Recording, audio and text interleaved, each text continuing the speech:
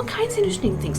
They'll make growling sounds, and they'll kind of stomp the ground, and they'll dig at the ground, and they'll charge towards something and then back up real quick.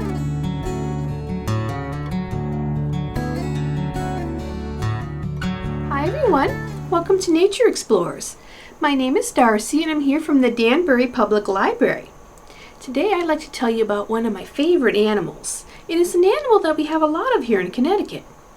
The thing is, we probably don't see them very much, but they definitely are around and you can tell when they've been there.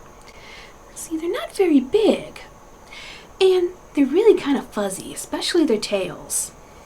And they got cute little noses and little beady eyes, and they're black and white. In fact, the ones here are mostly black with white stripes going down their back and all on their tail.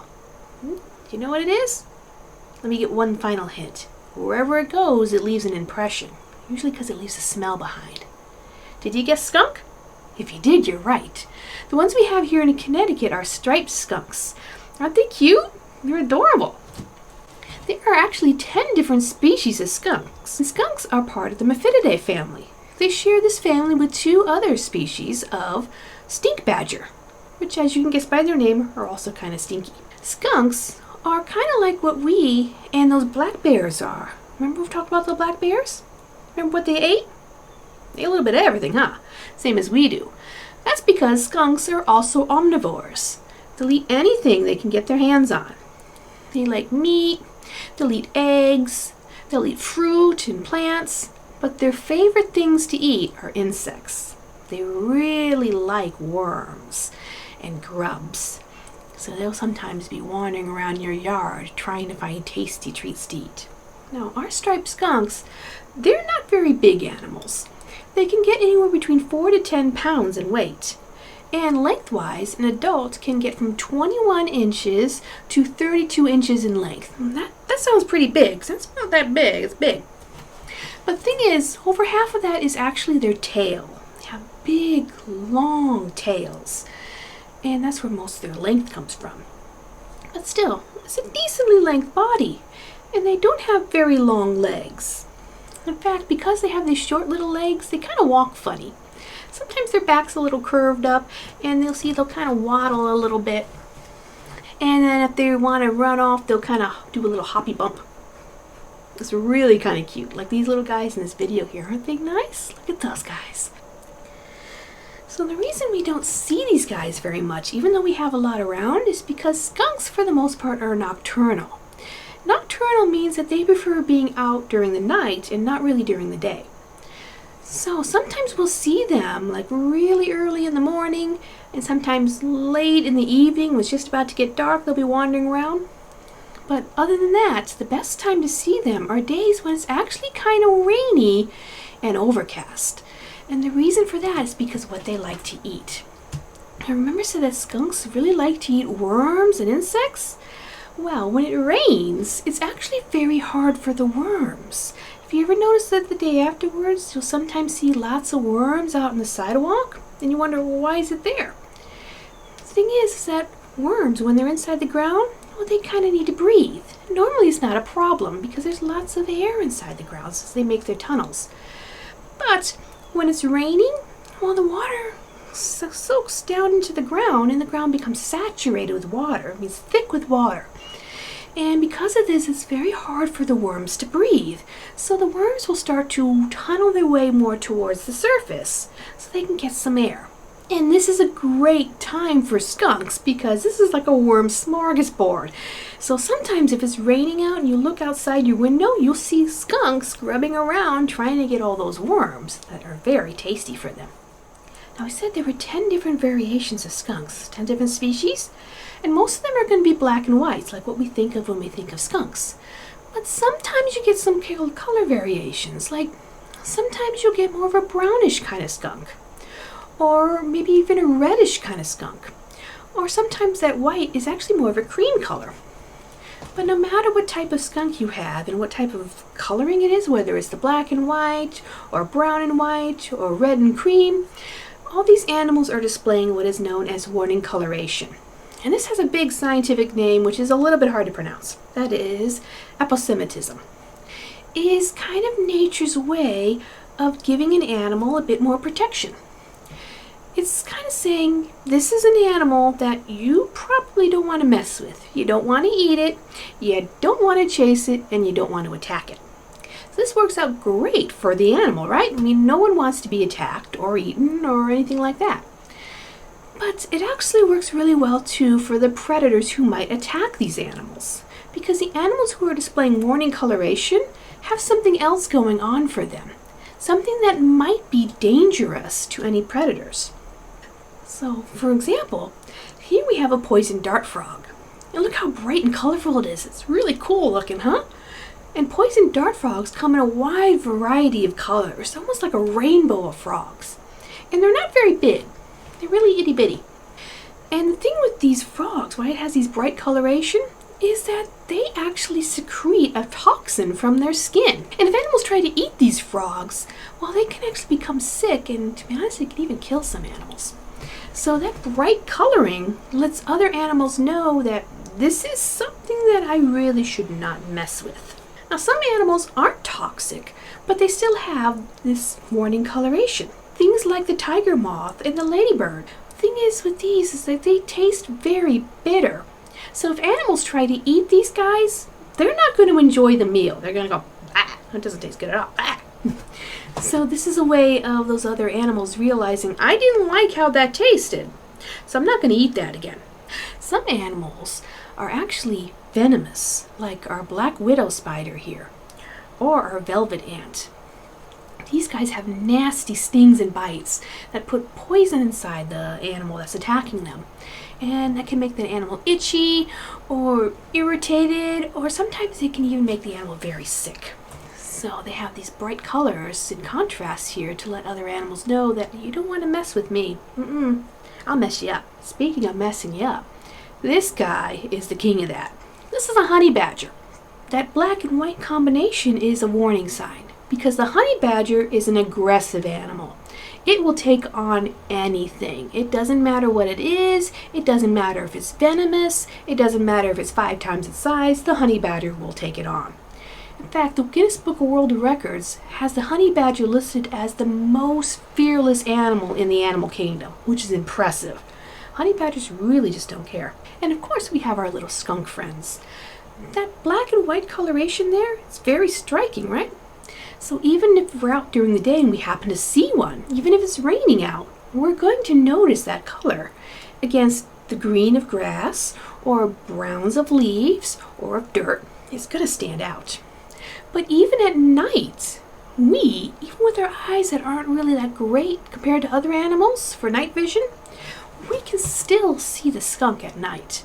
And you wouldn't think you would, because most of it's black, right? Well, kind of like how when we go outside at night and we want to wear protective vests that have like little reflectors on them, or we have little reflectors on our bikes so people can see us if it's kind of dark. Well, that's kind of what the white stripes do on the skunk. At night, the littlest bit of light hitting those stripes makes it that we can actually see them. And we go, oh, that's not something I want to mess with. And then we walk off. And if all that doesn't work, well, the skunks have their other defense. Skunks possess an odor that few other animals on the planet possess. In fact, it is so strong that us humans, with our fairly weak noses, can actually smell skunk odor from up to 3.5 miles away. Now this is impressive, and I'm going to show you why. Remember how I said that animals that have long nasal cavities, like our deer here, and wide open areas for their nose, and lots of intricate little bones inside there, have really good senses of smell? Yeah, remember how this looks. In comparison, we're going to look at a human skull. And before anyone gets a little bit weirded out, I want to let you know that Mr. Skullhead here, like most of the skulls in my collection, is actually made out of plastic. He's not real. He's a replica for teaching it. And as we can see from our friend here, Mr. Skullhead, that we have a very tiny nasal cavity. There it goes, usually for where our nose kind of hits in here. Now it goes a little bit deeper in us, but not very much bigger. And we don't have a very wide area for our nose and nostrils. And Mr. Skullhead is not a good example because he's not very accurate. But we don't have a great deal of those little tiny bones inside there compared to things like our white-tailed deer here, who has all the little bones in there. So, in terms of the animal kingdom, us humans, we don't have very strong senses of smell. Yet, we can smell skunk spray for 3.5 miles. That's impressive. And the thing is, most of the time, the skunk is not spraying everything they have all at once. They want to use it sparingly. And we're going to talk about that here in just a little bit. Skunk spray is a really noxious, bad odor. Ooh, it smells horrible. And to be honest, most animals know to avoid the skunk. They recognize that warning coloration. But animals that don't recognize it, or maybe they get a little bit curious, or maybe they think this might be an easy meal, well, they learn very quick. As we can see, this stink is even powerful enough to turn away and deter a bear. And that's a black bear that's messing with that skunk there. And as you can see, it doesn't want to mess with the skunk anymore after getting sprayed. So where does this horrible smell come from? Well, this is going to sound kind of gross, but it comes from their butts. See, skunks, like a lot of animals, have what's known as an anal gland. And this, in the skunks, is extremely well developed. It's where they create, house, and then release this stinky smell. Now, whenever we see skunks in cartoons and they spray someone, it looks like a puff of gas, right? What they're doing is they're not releasing a gas at all. They're releasing a liquid. And this liquid is made up of 3 thiol compounds, which I got pictures of here, and to be honest, I can't pronounce them, so don't worry if you can't either. They're big, long, and scientific, but basically it just means stinky stuff. In fact, we use thiols ourselves. We put them into a substance called natural gas. Now, natural gas is something that a lot of us use to heat our homes, and is very helpful. But the thing is, natural gas can be dangerous. If we breathe it in too much, we can get sick from it. And if it's floating around inside our house uncontained and someone lights a match, everything could explode. The thing is with this, it doesn't have a smell. So if we have a gas leak, we don't know. A way to get around this is that they put thiols into natural gas, mix it all up. And this gives natural gas a very funny odor. See, thiols tend to smell like bad garlic and rotting eggs and stuff that make you go, ew, I don't like that smell. So mixing those into natural gas makes it so that if we have a gas leak, we can smell it and we know something's wrong, and then we can call someone to come and fix it. So that's very life-saving for us. It's also life-saving for the skunks. So this is kind of weird, right? We got an animal that's very cute and fluffy, but it makes a very horrible smelling liquid, and then it shoots the horrible smelling liquid out of his butt. That's weird, right? Nature's kind of weird sometimes. But it gets even weirder.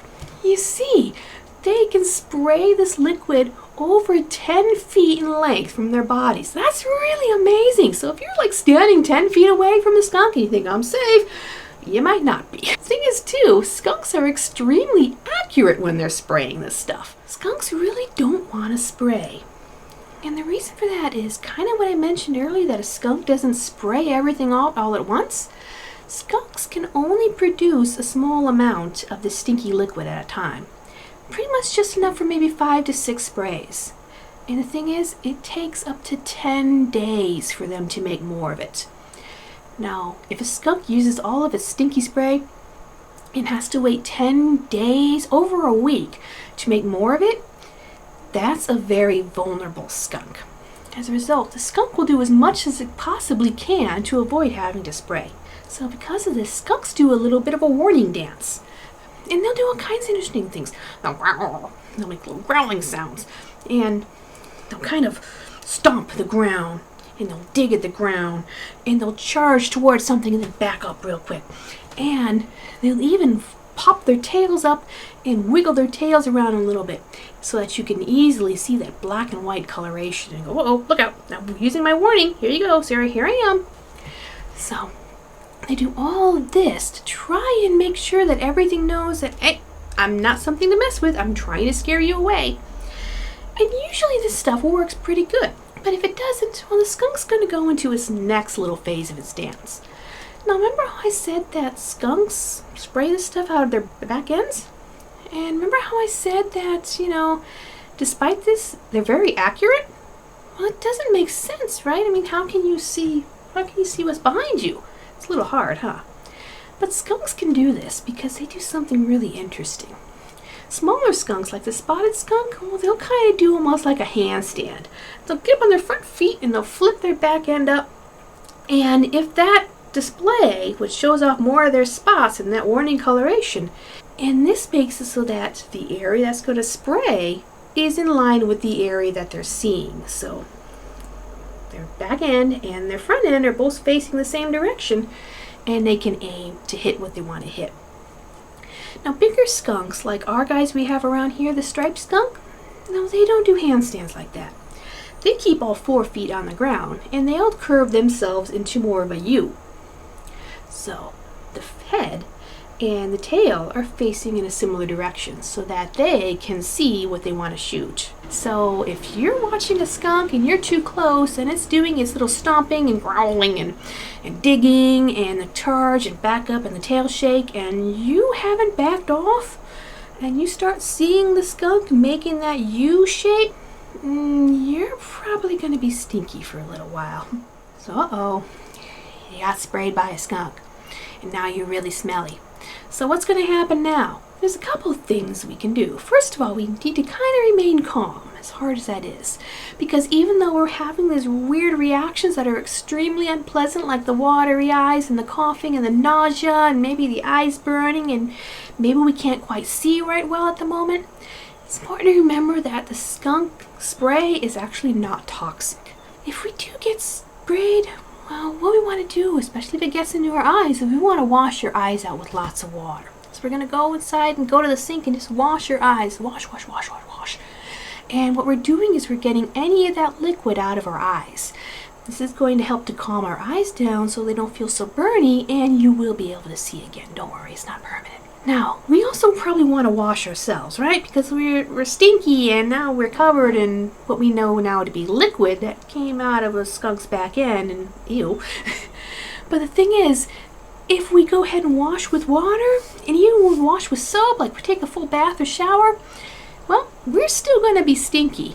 In fact, we might even be stinkier than before we started to wash ourselves off.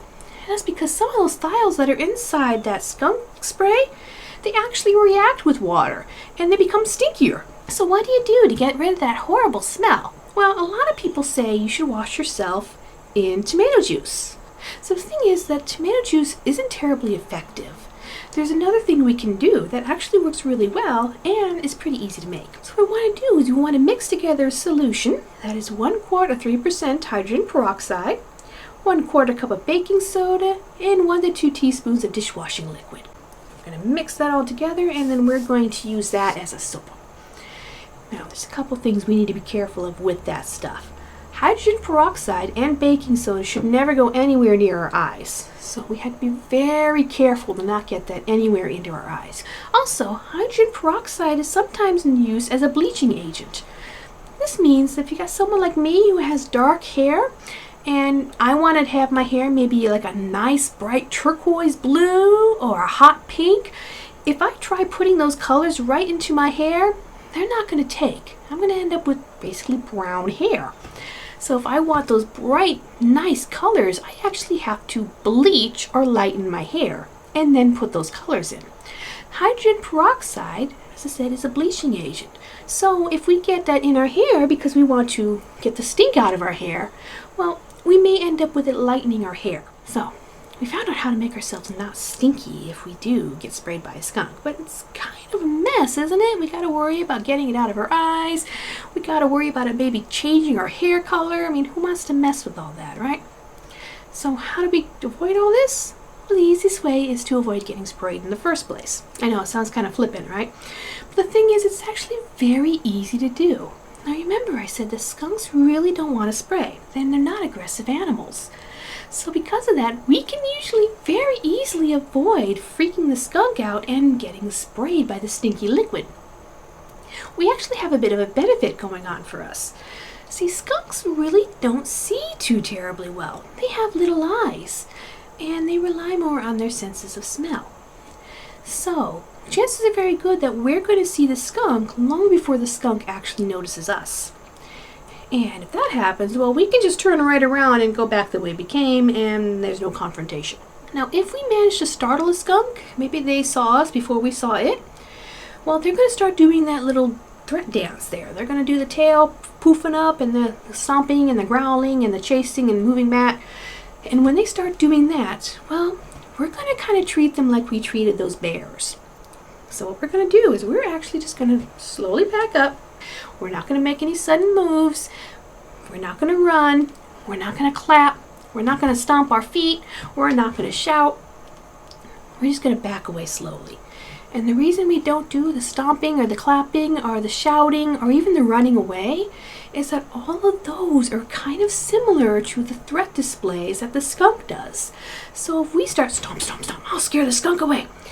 The skunk's stomping at the same time. So the skunk's thinking, oh, I gotta deal with this. He's doing a threat display.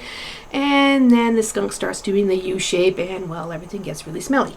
So all we have to do is just kind of back away, give the skunk some space, and the skunk will usually just kind of decide this isn't a place where I want to be anymore, and it'll wander off. So there is one hard thing when dealing with skunks, and that comes down to our pets. See, cats are actually pretty good. Cats seem to understand warning coloration, and they realize that, I don't want to mess with that, and they'll leave the skunk alone. Dogs, for some reason, do not seem to understand warning coloration. In fact, when a dog sees a skunk, a lot of times it kind of goes, oh, look at this funny-looking stripy kitty, and it smells funny. I want to see what that is. And next thing you know, it starts running towards the skunk. It doesn't understand the skunk's threat displays, and next thing you know, you have a very stinky and very unhappy dog who needs a bath. So it is our responsibility as caretakers of our little friends there, dogs especially, that if we're going to have to take them out at night to do their business, we need to kind of keep an eye out whether there are skunks. So despite all the problems with the possibility of the smell, skunks are actually really fascinating creatures, and to be honest, they're very beneficial, especially if you have a garden, because they'll eat all kinds of bugs that might destroy the plants. And they're wonderful creatures to watch, and they're kind of funny. Just you want to keep your distance. So, did you go exploring in your backyard last week? Yeah, I did. In fact, I had bought a special camera that was going to help out with this. It's called a trail cam. And this trail cam is a special camera that people use to put in areas where they want to observe animals without scaring the animals away. And what it does is it takes photos and videos whenever their movement is triggered. Or at least that's what it's supposed to do. I haven't quite gotten mine working exactly right yet. And I must not have programmed it quite right, because to be honest, all I've been getting is a photo every 5 minutes for a couple of hours. It takes very good photos, but so far nothing has walked in front of the camera. This is actually pretty unusual. To be honest, I usually have a lot of animals in my yard. I have lots of sparrows and squirrels and our skunks. But the thing is, over the weekend, we had to take down 2 very large pine trees in our front yard. And unfortunately, all that noise and chaos and smells from the guys who were cutting the tree down and grinding up the stumps, it scared away a lot of the animals that normally come to our yard. So it's probably going to take a little bit for them to start coming back. So did you find anything interesting for your Wonder Bowl this week? I did, but it's actually kind of sad. And this is a type of pine cone. And why this is kind of sad is because remember how I said I had to take down 2 trees in the front yard? Well, when everything was done, I went out in the front yard and I found this little pine cone. And this was from the one tree that was in the process of dying. So, it's kind of a little memory of the tree that we had in the front yard. So that's it for this week. Have fun, stay safe, and happy exploring, okay? Bye, everyone.